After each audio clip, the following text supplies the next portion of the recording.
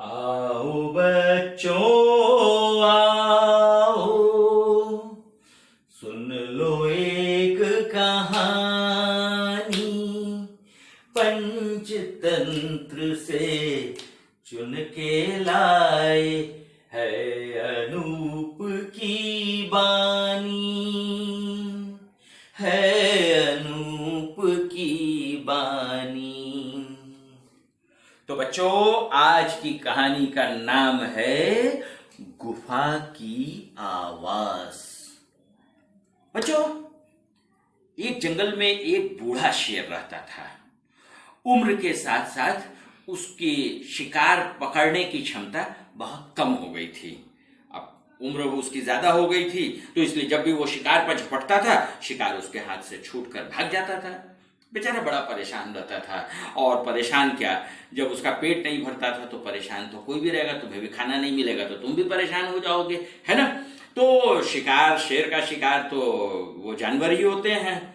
बेचारा बुढ़ापे में किसी तरीके से दिन बिता रहा था। कभी कभार वो किसी छोटे जानवर को पकड़ के अपना थोड़ा सा पेट भर लेता था, लेकिन इतने बड़े पेट में इतना छोटा सा जानवर क्या करता तो फिर एक दिन ऐसे ही वो परेशान हाल में घूम रहा था।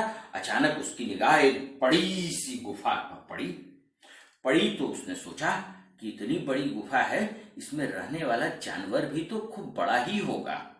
तो ठीक है, एक काम करते हैं, इस गुफा के अंदर चल के चुपचाप बैठ जाते हैं। और बैठ जाएंगे तो फिर जब वो जानवर यहाँ आएगा तो अंदर घुसेगा ही, मैं उसे एक झटके में समाप्त कर दूंगा। ये सोच के बूढ़ा शेर जो था वो अंदर जाके चुपचाप बैठ गया। इतने में एक लोमड़ी उधर आई। वो लोमड़ी की वो वहां गुफा थी, वही लोमड़ी वहां आई, जंगल से घूम घाम के आई। तो उसने देखा, अरे गुफा के दरवाजे पर शेर के पंजे के निशान। हाँ, लोमड़ी बहुत चालाक जानवर होती है, तो जानते हो, वो बिल्कुल समझ गई कि आज कुछ गड़बड़ है। उसका दिमाग चलने लगा, लोमड़ी का तेज दिमाग चलने लगा, और उसको एक उपाय सोच लिया। बस फिर क्या था, गुफा के बाहर थोड़ा दूर खड़ी होकर उसने जोर जोर से आवाज लगानी शुरू की। गुफा रानी, आज तुम मेरा स्वागत नहीं करोगी।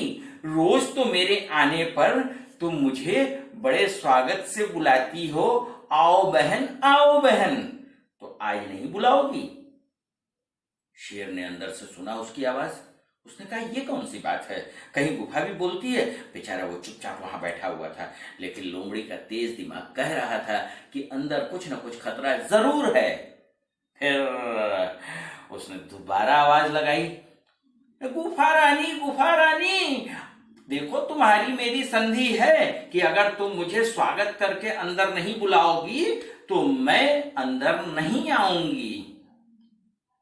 अब तो शेर ने सोचा कि अगर ये गुफा नहीं बोली तो ये लोमड़ी अंदर नहीं आएगी और मैं भूखा ही रह जाऊंगा। बस फिर क्या था, शेर ने अपनी आवाज जितनी महीन बना सकता था उतनी महीन बना के बोला, आओ लोमड़ी,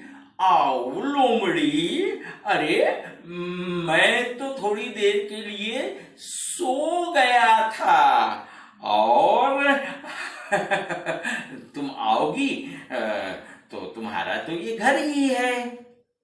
बस लोमड़ी समझ गई कि अंदर शेर महाराज बैठे हुए हैं। वो उल्टे पांव वहां से भागना शुरू किया उसने। अब शेर ने देखा कि अरे लो, वो तो आवाज तो पैर की उसकी दूर जा रही है, तो वो दौड़ के बाहर आया। लेकिन तब तक लोमड़ी 9 2 11। तो बच्चों, आज की कहानी गुफा की आवाज ये हमें बताती है कि मुसीबत चाहे जितनी भी हो, दिमाग अपना इस्तेमाल करना कभी नहीं छोड़ना। अगर लोमड़ी ने अपने दिमाग का इस्तेमाल न किया होता तो उस दिन वो शेर की भोजन बन चुकी होती। तो बच्चों, आज की कहानी बस इतनी सी। आप भी अपने दिमाग का खूब इस्तेमाल कीजिए और आगे आगे आगे आगे खूब तरक्की कीजिए। तो इसी के साथ आज की कहानी बस इतनी सी। हम आपसे मिलेंगे, फिर मिलेंगे इस वायदे के साथ